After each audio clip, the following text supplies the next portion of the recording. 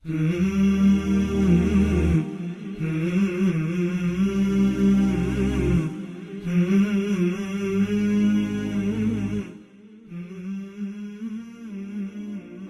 علیکم ورحمۃ اللہ وبرکاتہ۔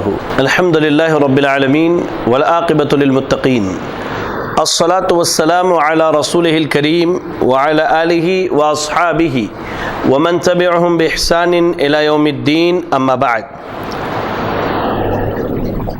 معزز اور مکرم ناظرین اکرام، آپ سب کا استقبال ہے ہمارے اس آن لائن کورس حقوق العباد میں۔ ناظرین، یہ اللہ رب العالمین کا فضل ہے، یہ اللہ تعالیٰ کا احسان ہے کہ اللہ تعالیٰ نے ہمیں اور آپ کو حقوق العباد کو پڑھنے، سمجھنے اور سیکھنے کا موقع دیا ہے، تاکہ قیامت کے دن ہماری نیکیاں اور ہمارے اجر و ثواب ضائع اور برباد ہونے سے بچ جائیں۔ پہلے ایپیسوڈ میں آپ کے سامنے الحمدللہ حقوق العباد میں آپ دیکھیں والدین کے حقوق کے تعلق سے بات کی گئی تھی۔ آج کے اس ایپیسوڈ میں انشاءاللہ آپ کے سامنے اولاد کے حقوق کے تعلق سے بات کی جائے گی۔ یاد رکھیں، اولاد یہ ماں باپ کے پاس اللہ رب العالمین کے جانب سے ایک امانت ہے، اور ان کی تربیت کر کے ان کی تربیت کرنا یہ ان کے حقوق میں شامل ہے۔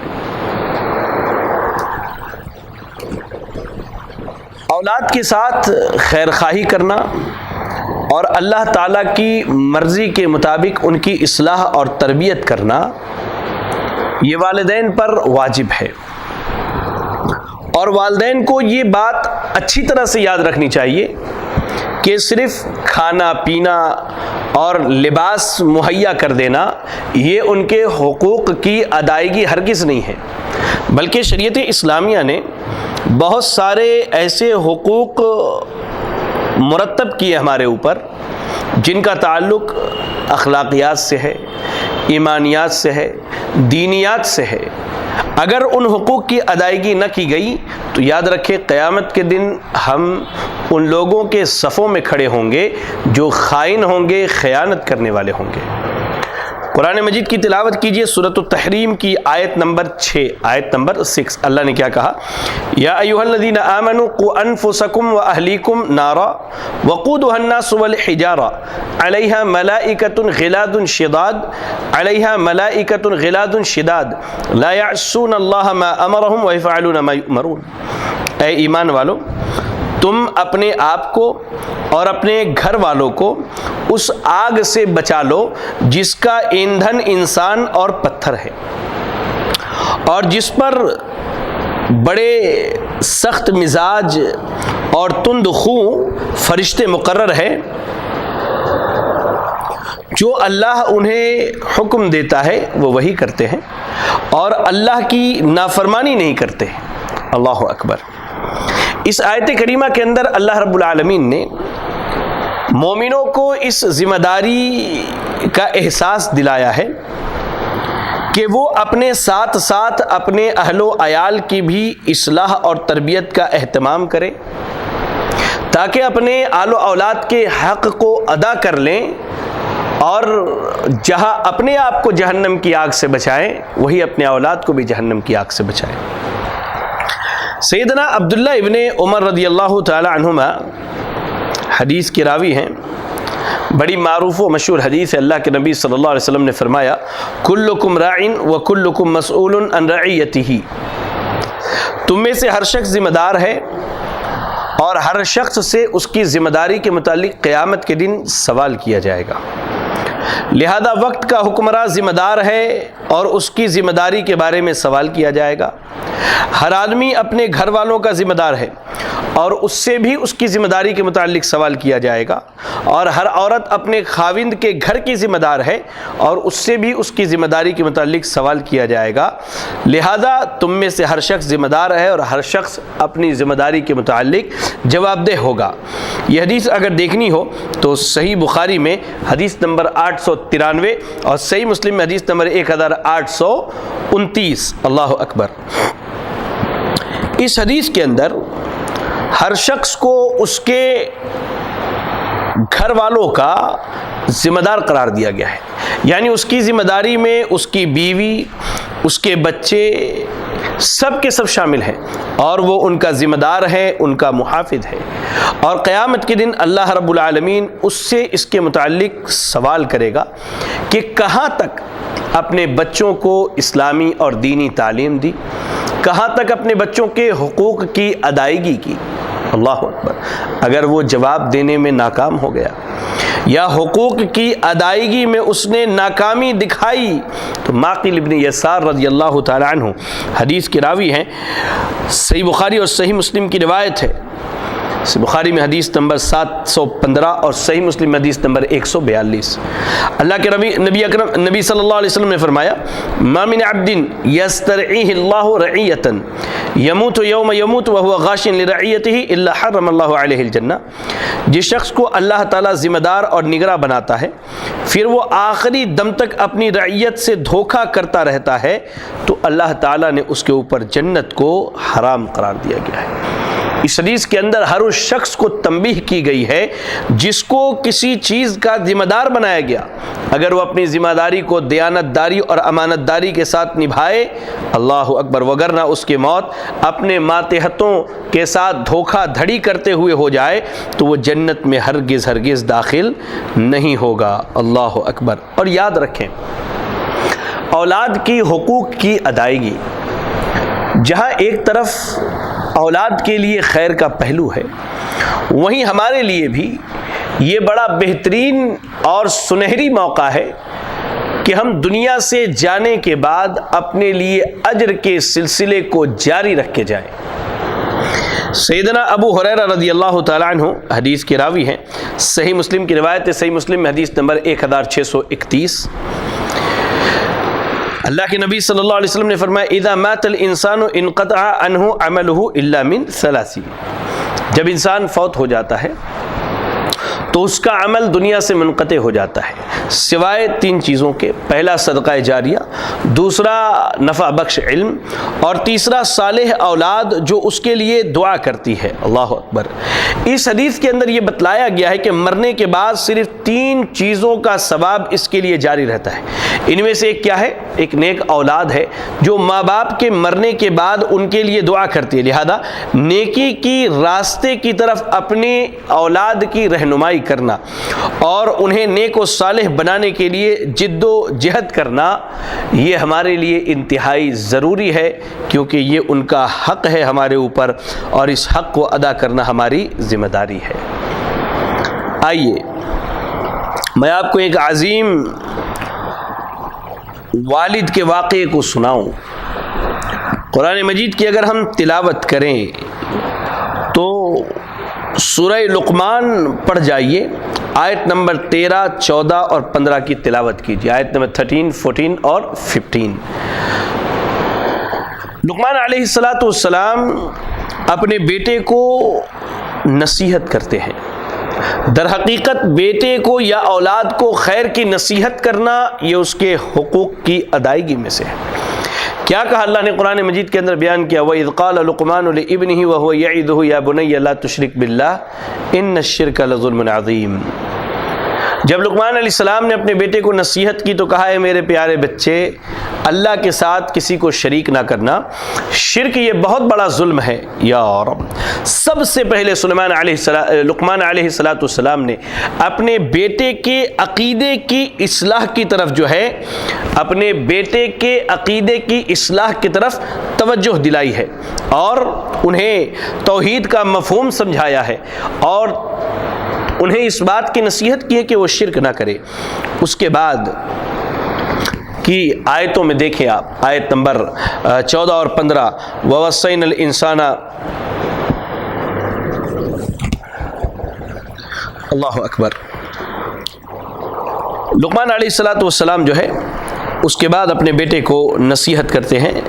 آیت نمبر آپ 16 دیکھیے، 13 اور 14، آیت نمبر 13 کے بعد آیت نمبر 16 دیکھیے، 14 اور 15 چھوڑ دیجیے۔ وہاں انسان کو نصیحت کی گئی ہے کہ وہ اپنے ماں باپ کے ساتھ بھلائی کرے، ان کے ساتھ احسان کرے، اگرچہ اس کے ماں باپ کافر ہی کیوں نہ ہو۔ بہرحال لقمان علیہ السلام اپنے بیٹے کو نصیحت کرتے ہوئے کہتے ہیں، یا بنی انہا ان تک مثقال حبۃ من خردل فتکن فی صخرۃ او فی السماوات او فی الارض یأت بها اللہ ان اللہ لطیف خبیر۔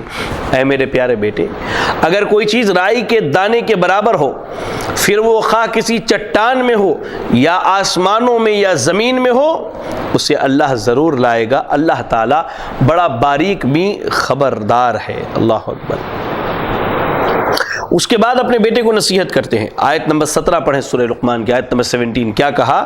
یا بنی اقیم الصلاۃ وامر بالمعروف وانہی عن المنکر واصبر علی ما اصابک ان ذلک من عزم الامور۔ اے میرے پیارے بیٹے، تم نماز قائم رکھنا، اچھے کاموں کا حکم دیتے رہنا، برے کاموں سے منع کرنا، اور جو مصیبت تم پر آ جائے اس پر صبر کرنا، یہ بڑے تاکیدی کاموں میں سے ہے۔ اللہ اکبر، اللہ اکبر، اللہ اکبر۔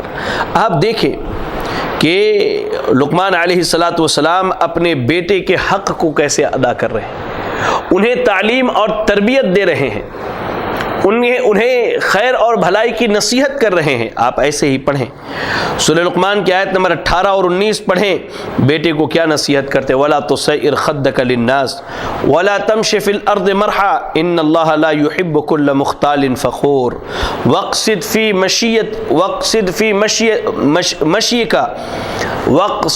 مَشْيِكَ وَاغْضُضْ مِنْ صَوْتِكَ إِنَّ أَنْكَرَ الْأَصْوَاتِ لَصَوْتُ الْحَمِيرِ۔ کہا، اے میرے بیٹے، لوگوں کو حقیر سمجھتے ہوئے اور اپنے آپ کو بڑا تصور کرتے ہوئے ان سے منہ نہ موڑنا۔ کہتے ہیں نا منہ نہ پھلانا ہماری زبان میں۔ تو آدمی یہ کب کرتا ہے؟ جب وہ کسی کو حقیر سمجھے اور اپنے آپ کو بہت بڑا سمجھتا ہو۔ اس کے بعد کہا، اور زمین پر اترا کر نہ چلنا۔ اللہ اکبر، کتنی پیاری نصیحت ہے۔ اولاد کے حق کو ادا کرتے ہوئے نصیحت کر رہے ہیں کہ تم زمین پر اترا کر نہ چلنا، کیونکہ اللہ تعالیٰ تکبر کرنے والے اور فخر کرنے والے شخص کو پسند نہیں کرتا۔ اور اپنی رفتار میں میانہ روی اختیار کرنا، اپنی رفتار میں میانہ روی اختیار کرنا، اور اپنی آواز کو پست رکھنا، کیونکہ آوازوں میں سب سے بدترین آواز کیا ہے؟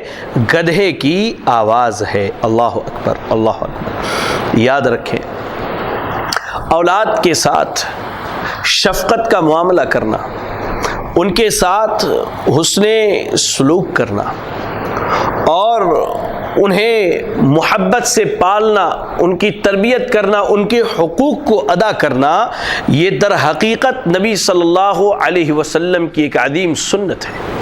آپ پڑھیں وہ حدیث۔ اللہ اکبر۔ سیدہ ام المومنین عائشہ صدیقہ رضی اللہ تعالیٰ عنہ فرماتی ہیں کہ کچھ دیہاتی لوگ اللہ کے نبی صلی اللہ علیہ وسلم کی خدمت میں حاضر ہوئے اور آپ سے کہنے لگے، کیا آپ اپنے بچوں کو بوسہ دیتے ہیں؟ تو اللہ کے نبی صلی اللہ علیہ وسلم اور صحابہ اکرام نے کہا کہ ہاں۔ تو وہ کہنے لگے، اللہ کی قسم ہم اپنے بچوں کو بوسہ نہیں دیتے۔ تو آپ صلی اللہ علیہ وسلم نے کہا، او املک ان کان اللہ نزع منکم الرحمہ، اگر اللہ تعالیٰ نے تمہارے دلوں سے رحمت کو کھینچ لیا ہے تو میں اس میں کیا کر سکتا ہوں؟ یہ حدیث صحیح بخاری اور صحیح مسلم کی روایت ہے۔ صحیح بخاری میں حدیث نمبر 5998 اور صحیح مسلم حدیث نمبر 2317۔ اللہ اکبر، اللہ اکبر۔ ایک چیز یاد رکھیں کہ اولاد کے حقوق کی ادائیگی یہ ہمارے کاندھے پر ایک بہت بڑی ذمہ داری ہے۔ اگر ان حقوق کو ادا نہ کیا گیا تو عام حالت میں آپ سمجھ لیجئے کہ ہم، اللہ اکبر، اپنی اولاد کے بگاڑ کے سب سے بڑے ذمہ دار ہیں۔ مجھے یاد آتا ہے غالباً امام ابن قیم رحمہ اللہ کا قول ہے، آپ کہتے ہیں کہ اولاد میں اکثر و بیشتر فساد اور بگاڑ جو ہے وہ بچپن میں ان کی اچھی تربیت نہ کر کے، ان کے حقوق کو پامال کر کے ماں باپ کے جانب سے آتی ہے، اور یہی اولاد بڑے ہونے کے بعد، جیسے ماں باپ نے بچپن میں انہیں ضائع کر دیا، ان کے حقوق کو ادا نہیں کیا، یہ بڑے ہونے کے بعد اپنے ماں باپ کو ضائع کر دیتے ہیں اور ان کے حقوق کو ادا نہیں کرتے ہیں۔ آئیے آپ کے سامنے انشاءاللہ میں 10 ایسے حقوق کا تذکرہ کروں گا کہ اگر ہم قرآن و سنت کا مطالعہ کریں تو انشاءاللہ ہمیں یہ بات سمجھ میں آئے گی کہ ماں باپ کے حقوق کی ادائیگی، معذرت، اولاد کے حقوق کی ادائیگی ہمارے اوپر کتنی بڑی ذمہ داری ہے۔ وہ 10 باتیں کیا ہیں؟ سب سے پہلی چیز،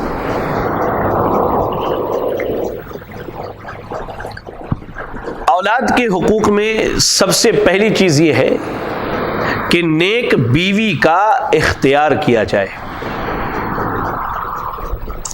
اور دیندار عورت سے نکاح کیا جائے۔ اس کی مثال کیسے ہے؟ آپ یوں سمجھنے کی کوشش کیجئے، ایک کسان جو کھیتی کرنا چاہتا ہے اور جو اس بات کا خواہش مند ہوتا ہے کہ اسے بہترین فصل ملے اور اس فصل کے ذریعہ وافر مقدار میں اسے اناج بھی حاصل ہو، تو وہ سب سے پہلے ایسی زمین کا انتخاب کرتا ہے جو زمین سینچائی کے لائق ہو، کھیتی باڑی کے لائق ہو، اور جس زمین سے جو ہے بہت زیادہ فصل پیدا ہو سکے۔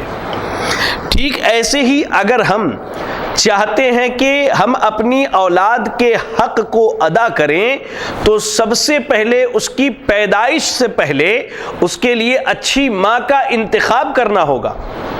اللہ اکبر۔ دلیل دیکھیں کیا ہے؟ اللہ کے نبی صلی اللہ علیہ وسلم ارشاد فرماتے ہیں، تنکح المرأۃ لاربعین، عورت سے 4 وجوہات کے بنا پر نکاح کیا جاتا ہے، لمالہا ولجمالہا ولدینہا ولحسبہا، معذرت الفاظ آگے پیچھے ہو گئے ہیں۔ کہا فاظفر بذات الدین، کہ دیندار عورت سے نکاح کر کے تم کامیابی حاصل کرو۔ اللہ کے نبی صلی اللہ علیہ وسلم نے کہا کہ عورت سے 4 وجوہات کے بنیاد پر نکاح کیا جاتا ہے، اس کے مالدار ہونے کی وجہ سے، یا اعلیٰ حسب اور نسب خاندان ہونے کی وجہ سے، یا اس کی خوبصورتی کی وجہ سے، یا دینداری کی وجہ سے۔ تو آپ نے کہا کہ دیندار عورت سے شادی کر کے نکاح کر کے تم کامیابی حاصل کر لو، تمہارے ہاتھ کیا ہے؟ خاک آلود ہو۔ یہ روایت کیا ہے؟ صحیح مسلم کی روایت ہے، حدیث نمبر 1416۔ اللہ اکبر۔ ایسے ہی اللہ کے نبی صلی اللہ علیہ وسلم کی ایک اور حدیث ملتی ہے، تخیروا لنطفکم وانکحوا الاکفاء وانکحوا الیہم۔ اللہ اکبر۔ یہ حدیث جو ہے سنن ابن ماجہ کی روایت ہے، اپنے طرق اور شواہد کی بنیاد پر حسن درجے پر پہنچتی ہے۔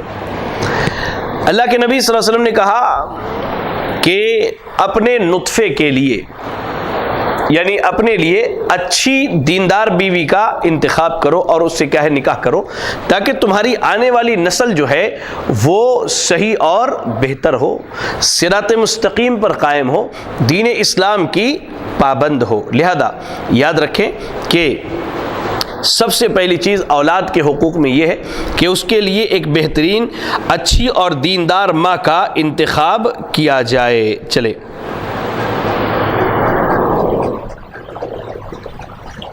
اس کے بعد جو دوسری چیز ہے وہ یہ ہے کہ بچے کی ولادت کے بعد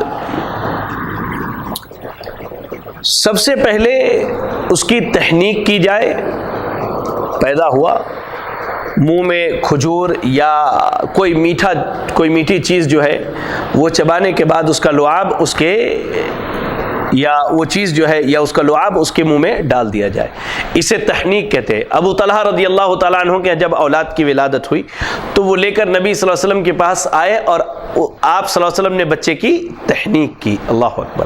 تو ہمارے معاشرے میں جو دیندار طبقہ ہے، جو اچھے دیندار لوگ ہیں، جن کی دینداری کے بارے میں ہم باخبر ہیں، ہمیں چاہیے کہ ہم اپنے بچوں کی تحنیک ان سے کروائیں۔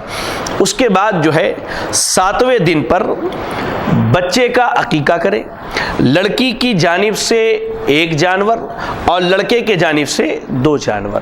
بہت سارے ہمارے بھائی کیا کرتے ہیں، آپ کو میں بتاتا ہوں، ختنے کی دعوت بڑی دھوم دھام سے کرتے ہیں، لیکن 7ویں دن بچے کا عقیقہ کرنے کی ان کے پاس صلاحیت اور طاقت نہیں ہوتی ہے۔ اللہ اکبر۔ بہت سارے بھائیوں نے شارٹ کٹ راستہ اختیار کر لیا ہے، ایک گائے خرید کے لایا اور گائے کے 7 حصے ہوتے قربانی میں، اب ایک بیٹی ہے تو 1 حصہ اور بیٹوں کے لیے 2 حصے کر کے 3-4 لوگوں کے ایک ہی میں عقیقہ کر لیتا۔ یہ سنت کے خلاف ہے۔ اللہ کے نبی صلی اللہ علیہ وسلم کے دور میں بڑے جانور موجود تھے، لیکن آپ نے اونٹ میں حسن و حسین رضی اللہ عنہما کا ایک ساتھ عقیقہ نہیں کیا۔ آپ کے کسی صحابی نے ایسا نہیں کیا کہ اونٹ میں یا گائے میں جو ہے کسی کا ایک ساتھ 3-4 لوگوں کا عقیقہ کیا، ایسا سنت سے ثابت نہیں ہے، اس سے پرہیز کرنا چاہیے۔ اچھا، طاقت نہ ہونے کی صورت میں ہم کیا کرتے ہیں کہ ہم اس وقت عقیقہ نہیں کرتے، بعد میں جب طاقت آ جاتی تب بھی نہیں کرتے۔ کب کرتے ہیں؟ جب گھر میں کسی کا شادی بیاہ ہو تو جانور ذبح کر کے ولیمے کی دعوت میں وہی عقیقے کا گوشت بھی کھلاتے ہیں ہم لوگوں کو۔ ایسا کیوں ہے؟ یہ دین پر عمل کرنے میں یہ چور دروازے ہم نے کہاں سے تلاش لیے ہیں؟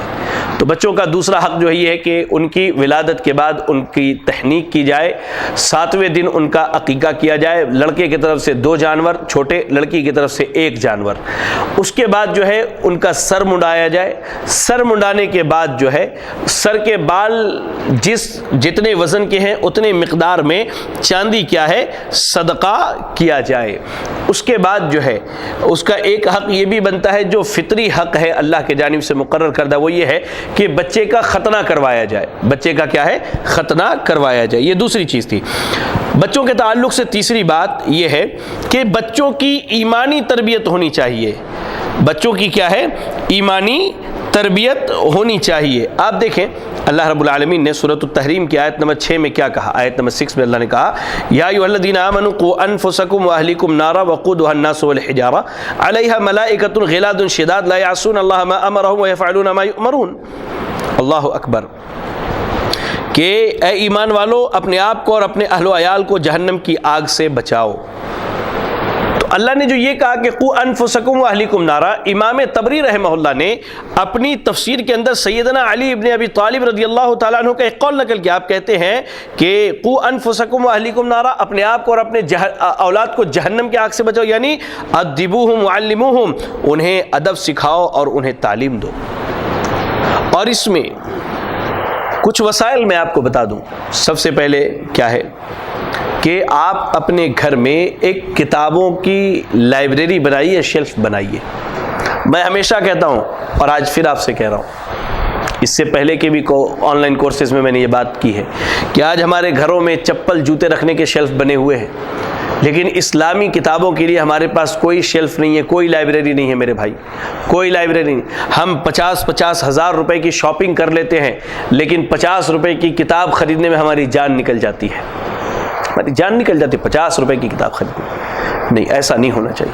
آپ اپنے گھر میں ایک لائبریری بنائیے۔ آپ چاہتے ہیں کہ آپ اپنے بیٹے اور بیٹی کے حق کو ادا کریں تو اپنے گھر میں کتابوں کی ایک لائبریری بنائیے۔ کم از کم سیاہ ستہ جو حدیث کی 6 مشہور کتابیں ہیں وہ رکھیں۔ آپ تفسیر ابن کثیر رکھیں، ڈاکٹر لقمان سلفی رحمہ اللہ کی کتاب جو انہوں نے تفسیر لکھی تیسیر الرحمن لبیان القرآن رکھے، سعودی عرب سے جو چھپتی ہے یا انڈیا میں جو بہت مشہور ہے تفسیر احسن البیان، تفسیر محمد جناگڑی، یہ رکھیں آپ اپنے پاس۔ سیرت کی 1-2 کتابیں رکھیں، صحابہ کی سیرت رکھیں، صحابیات کی سیرت رکھیں، اور مختصر فقہ کی کتاب رکھیں، جیسے عمران ایوب لاہوری صاحب کی جو کتابوں کا پورا سیٹ ہے وہ رکھ لیں، اقبال کیلانی صاحب کی کتابوں کا سیٹ ہے، یہ سب چیزیں رکھیں۔ ان سب چیزوں کا اہتمام کرے اپنے گھر کے اندر، تب جا کر کے کیا ہے ہم اپنے اولاد کی کیا ہے دینی تربیت کر سکتے ہیں۔ اور ایسے ہی آپ صرف کتابوں کو رکھیں نہیں، بلکہ ان کے پیچھے پڑھیں، انہیں سمجھائیں، انہیں بتائیں، ان کے حق میں محنت کریں، کوشش کریں۔ آپ وہ حدیث دیکھیں جس میں اللہ کے رسول صلی اللہ علیہ وسلم نے بچوں کو نماز کا حکم دینے کا حکم دیا۔ سنن نبی داؤد کی روایت حدیث نمبر 495، اللہ کے نبی صلی اللہ علیہ وسلم نے کیا فرمایا؟ مروا اولادکم بالصلاۃ وہم ابناء 7 سنین، جب 7 سال کے آپ کے بچے ہو جائیں تو انہیں نماز کا حکم دیجئے، اور جب یہ 10 سال کے ہو جائیں تو انہیں ضرب لگائیے اور ان کے بستر الگ کر دیجئے۔ کہنے کا مقصد کیا ہے کہ آپ اپنے اولاد کے حق کو ادا کرنا چاہتے ہیں، اللہ اکبر، تو اسے آپ نمازوں کا پابند بنائیے۔ نماز کے لیے آئیں تو اسے لے کر کے آئیے، مسجد کے آداب اور احترام انہیں بتلائیے۔ ایسے ہی یاد رکھیں جیسے آپ اس بات سے ڈرتے ہیں کہ سردی کے دنوں میں اگر میرا بچہ بغیر گرم کپڑے کے رہا تو سردی لگ جائے گی، اس کی جان جا سکتی ہے، تو ایسے ہی آپ اس بات سے ڈریں کہ اگر اس کی دینی تربیت نہیں کی تو ہم اس کے حق کو ادا نہیں کر پائیں گے اور بچہ کیا ہے جہنم کی آگ میں جھونک دیا جائے گا، اللہ اکبر۔ ایسے ہی ایک اور چیز جو ہے اولاد کی تربیت کے تعلق سے وہ یہ ہے کہ ان کے تعلیم کا اہتمام کیا جائے، ان کی تعلیم کا اہتمام کیا جائے، یعنی جہاں ہم انہیں دینی تعلیم دیتے ہیں وہیں یہ ہماری ذمہ داری ہے کہ ہم اپنے بچوں کو دنیاوی تعلیم بھی دیں، کیونکہ انہیں اسی دنیا کے اندر زندگی گزارنی ہے، اور آج دنیا میں دھوکہ دھڑی اور کہہ لیجئے کہ فسق و فجور اور برائی بے حیائی عام ہے، تو ہم اپنے اولاد کی جہاں ایمانی تربیت کریں وہیں انہیں دنیاوی تعلیم بھی دیں، اچھے برے کی تمیز سکھلائیں، انہیں دینی تعلیم کے ساتھ ساتھ دنیاوی تعلیم بھی دیں، انہیں ڈاکٹر بنائیں، انجینئر بنائیں اور انہیں وکیل بنائیں، اور ان کے تعلق سے جو ہے ہم جو بھی تعلیم کے معاملے میں خیر کا پہلو اختیار کر سکتے وہ کریں، لیکن پہلی شرط کیا ہے؟ دینداری کو سامنے رکھتے ہوئے، دینداری کو ملحوظ خاطر رکھتے ہوئے، ورنہ یاد رکھیں حق ادا کرنے کے چکر میں ہم کیا کریں گے؟ ان کے حقوق کو تباہ اور برباد کر کے رکھ دیں گے۔ اس کے بعد ایک اور حق جو ہے وہ یہ ہے کہ ہم اپنے بچوں کی خیر کے کاموں میں مدد کریں، جیسے جب وہ بچے ہوں، سن بلوغ کو نہ پہنچے ہوں، تو ان کے ساتھ احسان اور بھلائی کا معاملہ کریں، اور جب وہ بڑے ہو جائیں تو ان کے ساتھ کیا ہے عزت اور احترام سے پیش آئیں۔ لیکن یہ ہمارے یہاں بڑا برا ماحول ہے، آج کیا ہے زیادہ تر ماں اور زیادہ تر باپ جو ہیں وہ اپنے بچوں سے بچپن میں احسان کرنے کے بجائے پیچھا چھوڑانے کے لیے یہ موبائل فون ان کے ہاتھ میں تھما دیتے ہیں اور وہ کارٹون لگا کے ان کو دے دیتے ہیں۔ اب وہ بچہ کیا ہے ہندوانہ کارٹون بھی دیکھتا ہے، غیر شرعی باتیں بھی سنتا ہے، اور وہ فحاشی بھی اس کے سامنے چلی آتی ہے، اور وہ کہہ لیجیے اللہ رحم فرمائے نہ جانے کون کون سی چیزیں اس کی نگاہ سے گزر۔ اب وہ چیزیں کیا ہے بچپن میں بار بار دیکھنے کی وجہ سے اس کے ذہن میں راسخ ہو جاتی ہیں یہ چیزیں، آگے چل کے وہ انہی چیزوں پر عمل کرتا ہے۔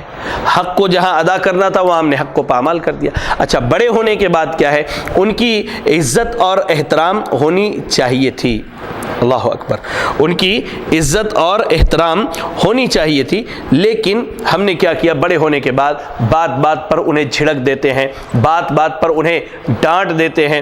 اچھا، کوئی اہم بات ہے تو ان کو بغیر بٹھائے، ان سے بغیر مشورہ کیے ہم اپنا فیصلہ ان کے سروں پر تھوپ دیتے ہیں، اللہ اکبر، یہ درست نہیں ہے۔ آپ دیکھیں، ایک مثال دیتا ہوں میں، انسان سب سے زیادہ کیا ہے اپنے دوستوں کے درمیان محترم ہوتا ہے۔ اب ہمارا بیٹا اپنے دوستوں کے ساتھ بیٹھا ہے، اس نے لاکھ غلطی کی ہے، اس سے لاکھ خرابی ہوئی ہے، ہم سیدھے گئے اور دوستوں کے سامنے اسے گالی دینا شروع کر دیا اور مارنا پیٹنا شروع کر دیا، اللہ اکبر، وہ اس ذلت کو برداشت نہیں کر پاتا ہے، برداشت نہیں کر پاتا اس ذلت کو، یا تو اپنے ماں باپ کے مخالفت میں چلا آتا ہے، اور اگر سلجھے ہوئے مزاج کا ہے تو پھر وہ کیا ہے ڈپریشن میں چلا جاتا ہے، اللہ اکبر۔ اور بعض بچے تو انہی سب وجوہات کی وجہ سے خودکشی کر لیتے ہیں۔ لہذا ان کے حقوق میں پانچویں چیز یاد رکھیں کہ خیر کے کام میں ان کی مدد کرنی ہے، اور وہ جو بھی خیر کا کام کریں آپ انہیں ابھاریے۔ اگر وہ کسی مسکین کو 10 روپے تعاون کرتے اپنے جیب خرچ سے، تو آپ اسے بتائیے کہ ہاں بیٹا یہ اچھا کام ہے، آپ بڑھ کے دیجئے کہ تم اور مسکینوں کی مدد کرو۔ اگر وہ نماز کے لیے آتا ہے تو آپ اسے نماز پر ابھاریے۔ قرآن کی تلاوت کرتا ہے تو آپ سامنے بیٹھ جائیے، اس کے حق کو ادا کیجیے۔ اچھا پڑھو تو میں بھی سننا چاہتا ہوں، اچھا اس آیت کا ترجمہ پڑھ کے مجھے سناؤ۔ اللہ، وہ اپنے اسکول کے ہوم ورکس لے کر کے آپ کے پاس آتا ہے، آپ جتنے بھی تھکے ہوئے ہیں اگر اسے پڑھا نہیں سکتے تو کم سے کم اسے جھڑکیے نہیں، آپ ڈانٹیے نہیں، آپ برا بھلا نہیں کہیے، ہاں اس کی رہنمائی کر دیجئے کہ ہاں یہ ایسے ایسے کر لو تمہارا کام بن جائے گا۔ خیر کے کام میں ان کی مدد کرنا۔ ایسے ہی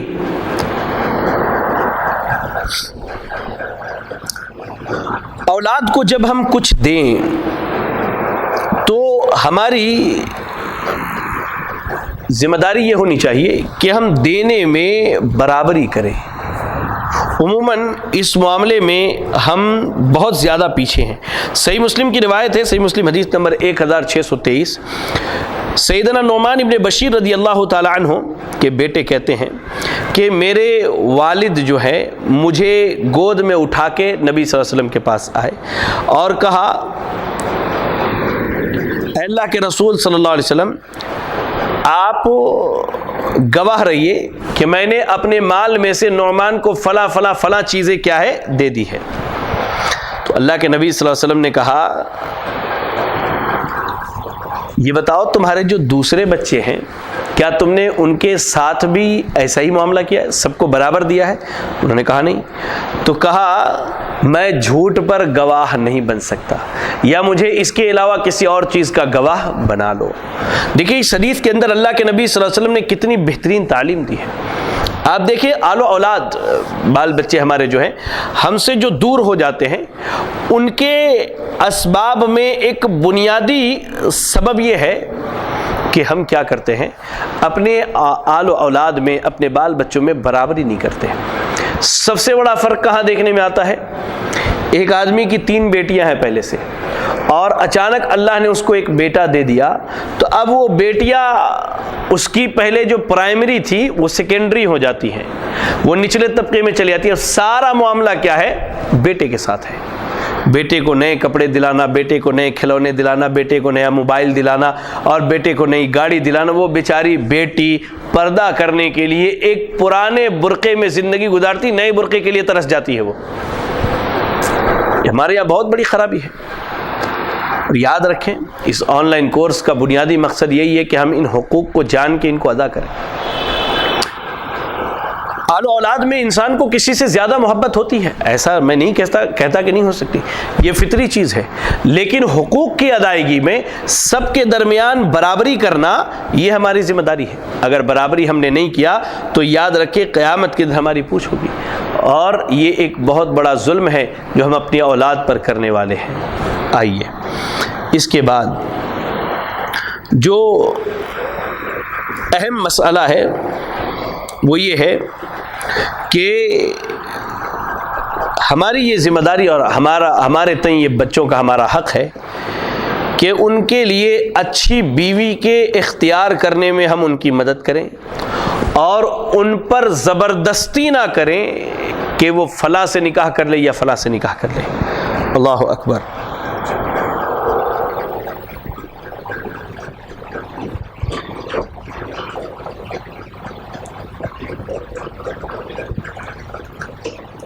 سیدہ ام المومنین عائشہ صدیقہ رضی اللہ تعالیٰ عنہ بیان کرتی ہیں، مسند امام احمد کی روایت حدیث صحیح سند سے آئی ہے، ایک جوان بچی ان کے پاس آئی اور آ کے کہتی ہے کہ میرے باپ نے اپنے بھائی کے بیٹے سے زبردستی میری نکاح کر دی ہے،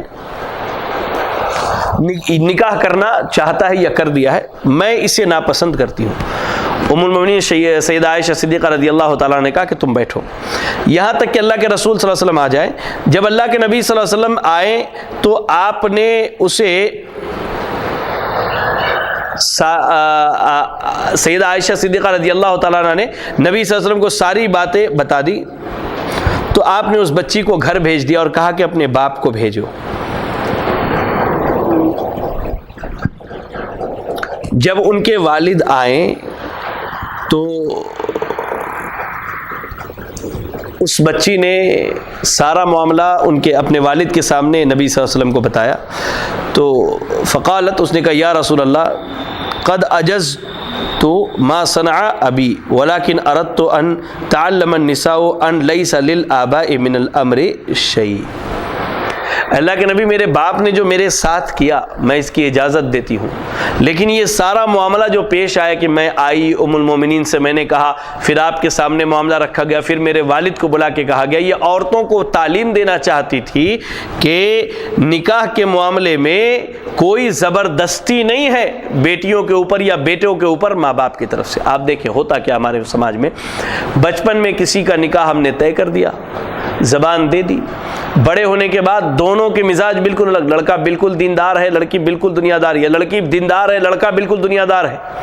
اب وہ نہیں چاہتے ایک دوسرے سے نکاح کرنا، لیکن ہم کیا کہتے ہیں، نہیں بھائی ہم نے زبان دی ہے، مرد کی زبان ہے اور یہ زبان جھوٹی نہیں ہو سکتی، ہم زبردستی ان کا نکاح کرواتے ہیں.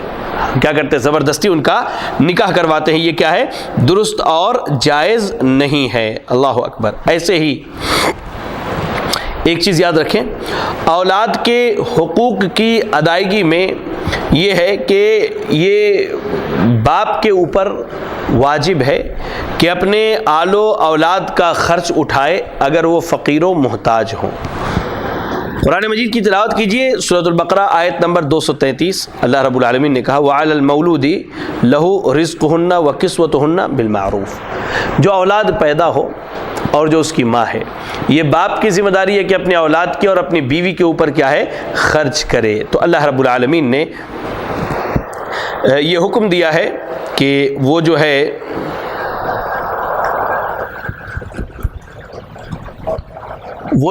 اپنے اولاد پر خرچ کرے. اب بڑے ہونے کے بعد دیکھیں ہوتا کیا ہے، عموماً اب بچے بڑے ہو گئے تو بچپن میں خرچ کرنا ہے، بچے بڑے ہو گئے اور اس میں کچھ بچوں کے پاس مال بہت زیادہ ہے اور کوئی بچہ بڑا محتاج ہے، تنگ دست ہے، فقیری کی زندگی گزار رہا ہے، اور آپ کو اللہ نے مال دیا تو یہ آپ کی ذمہ داری ہے کہ اپنے اس فقیر اور محتاج بیٹے پر کیا ہے، خرچ کریں. یہ آپ کی ذمہ داری ہے، آپ اس کے اوپر کیا ہے، خرچ کریں. اللہ اکبر. ایسے ہی جو 10واں معاملہ ہے وہ یہ ہے کہ اولاد کے لیے دعا کریں. اولاد کے لیے کیا ہے، دعا کریں. اللہ اکبر. صحیح مسلم کی روایت حدیث نمبر 3009. اللہ کے نبی صلی اللہ علیہ وسلم نے فرمایا لا تدعوا علی انفسکم ولا تدعوا علی اولادکم ولا تدعوا علی اموالکم لا توافقوا من اللہ ساعتا یسأل فیہا عطاء فیستجیب لکم. بڑی بہترین حدیث ہے. اللہ کے نبی صلی اللہ علیہ وسلم نے کہا کہ اپنے آپ پر بد دعا نہ کرو. ہم کرتے نا، میں ہلاک ہو جاؤں، میں برباد ہو جاؤں، میں تباہ. اپنے آپ پر بد دعا نہ کرو، اپنے آل و اولاد پر بد دعا نہ کرو، اپنے مال و دولت پر بد دعا نہ کرو. ہو سکتا ہے جب تم بد دعا کر رہے ہو اور وہ قبولیت کا وقت ہو، اللہ تعالیٰ تمہاری دعا یا بد دعا کو قبول کر لے. اللہ اکبر. آپ دیکھیں کتنے ہی ایسے واقعے، آپ یقین جانیں میرے یعنی علاقے کا ایک واقعہ ہے. بچہ باہر سے کھیل کر کے آیا، بچہ کیا ہے، باہر سے کھیل کر کے آیا، پیروں میں کیچڑ وغیرہ لگے ہوئے تھے، اور بچہ آ کے اپنی اماں کے پاس شکایت کر رہا ہے کہ اماں بہت تکلیف ہو رہی ہے، میرے پیر میں بہت درد ہو رہا ہے، لگ رہا ہے مجھے کسی چیز نے کاٹ لیا. ماں غصے میں کیا کہتی ہے، جا جا جا تو باہر جا، جا تو ایسے ہی مر جا، ہلاک ہو جا. 3-4 گھنٹے کے بعد بچے کی موت ہو گئی. یہ حقیقی واقعہ ہے، کوئی سنا سنایا قصہ کہانی نہیں ہے. ہماری ایک جگہ ہے انگس، وہاں کا یہ واقعہ ہے. مغربی بنگال میں ہوگلی ڈسٹرکٹ کے اندر ایک جگہ ہے انگس، وہاں کا یہ واقعہ ہے کہ اس کے بعد جو ہے بچے کی وفات ہو گئی. دیکھا گیا کیا ہے تو بچے کو سانپ نے کاٹا تھا. چلے سانپ کا کاٹنا زہر تھا، لیکن ماں کی وہاں کیا ذمہ داری تھی، اس کی بات کو غور سے سنتی دیکھتی، لیکن اس نے سننے کے بجائے الٹا بد دعا دیا بچے کو اور وہ بچہ فوت ہو گیا. کتنے ایسے واقعات ہم اپنی زندگی میں دیکھتے ہیں. تھوڑا سا کوئی معاملہ ہوا، ماں باپ فوراً اولاد کو کوسنے لگے، لعنت کر تو تباہ ہو جائے، برباد ہو جائے. اور حیرت کی بات ہے جب وہ تباہ اور برباد ہو جاتا تو یہی ماں باپ پھر روتے بھی ہیں. اس لیے اولاد کی تربیت میں اور اولاد کے حقوق میں 10واں حق ہمارے اوپر یہ ہے کہ ہم اپنی اولاد کے حق میں دعا کریں، انہیں بد دعائیں نہ دیں. آپ دیکھیں سیدنا عبداللہ ابن مسعود رضی اللہ تعالیٰ عنہ راتوں میں اٹھ کر کے نماز پڑھا کرتے تھے، راتوں میں اٹھ کر کے نماز پڑھا کرتے تھے، اور اپنے بچوں کو دیکھ کر کے کہا کرتے تھے کہ اے میرے بچوں یہ صرف میں تمہاری وجہ سے کر رہا ہوں، یعنی میں یہ جو نمازیں پڑھ رہا ہوں، میں یہ جو دعائیں کر رہا ہوں تمہارے حق کو ادا کرنے کے لیے، تمہاری تربیت اور اصلاح کے لیے کر رہا ہوں۔ اس لیے ناظرین یہ کچھ باتیں تھی کہ ہم اپنے اولاد کے حقوق کو کیسے ادا کریں، اولاد کے حقوق کے تعلق سے ضرورت اس بات کی ہے کہ آج کے اس پرفتن دور میں بگڑتے ہوئے ماحول اور حالات میں ہم سب سے پہلا کام جو کرے وہ یہ ہو کہ ہم اپنے اولاد کی تربیت کی پرواہ اور فکر کریں اور کوشش کریں کہ ان کی دینی تربیت ہو جائے، کیونکہ یہی بنیادی طور پہ ان کے حقوق کی ادائیگی ہے۔ دعا کریں اللہ رب العالمین سے کہ اللہ رب العالمین ہم سب کو نیک اور صالح اولاد عطا فرمائے۔ اللہ تعالی ہمیں نیک اور صالح اولاد عطا فرمائے۔ جن بھائیوں یا بہنوں کے ہاں اولاد نہیں ہیں، اللہ تعالی انہیں بھی اولاد کی دولت سے مالا مال فرمائے، اگر ان کے حق میں اولاد بہتر اور خیر ہو تو۔ الہ العالمین تو ہمارے بچوں کی اصلاح فرما دے، اللہ تو ہمارے بچیوں کی اصلاح فرما دے، الہ العالمین تو ہماری اولاد کو ہماری آنکھوں کی ٹھنڈک بنا دے۔ اللہ تو جب تک دنیا میں زندہ رکھ دین اسلام پر اور ہمارا خاتمہ ہو تو ایمان و اسلام کی حالت میں ہو۔ آمین وآخر دعوانا ان الحمد للہ رب العالمین۔ جزاکم اللہ خیرا۔ السلام علیکم ورحمۃ اللہ وبرکاتہ۔